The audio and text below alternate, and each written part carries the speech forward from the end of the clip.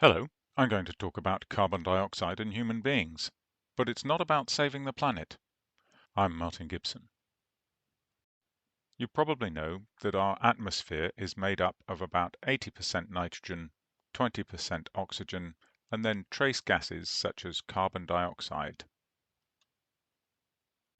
When the sun's rays enter the atmosphere, many of them pass straight through and hit the Earth, heating us up a bit.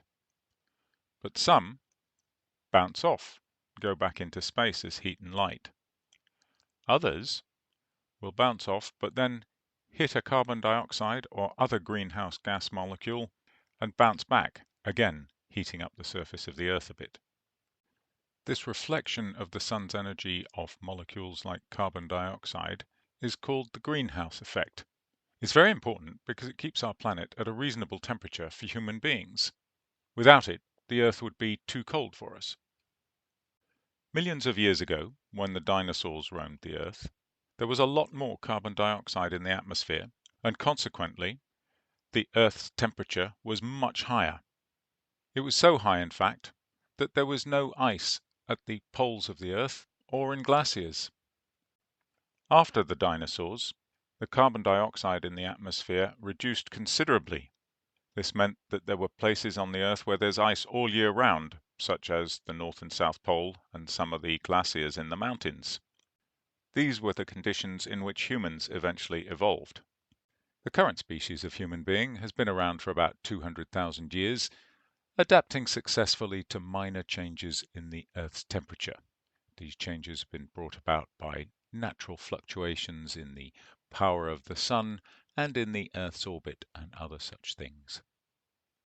But in the 1800s, the Industrial Revolution started. This meant we started digging a lot of fossil fuel out of the Earth, and when we burnt this, it increased the carbon dioxide concentration in the atmosphere.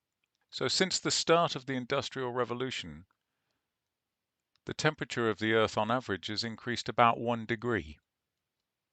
A change of 1 degree may not sound like much, but it's already starting to disrupt some of our food production systems. If we go on adding carbon dioxide to the atmosphere at the rate we are at the moment, it won't be very long before there are no ice caps anymore and no glaciers. If we want to keep the Earth's temperature in a range that we know can support human beings, then we need to stop producing so much carbon dioxide. If the Earth gets much hotter than it is now, then the natural systems upon which we rely may no longer be able to sustain the human population.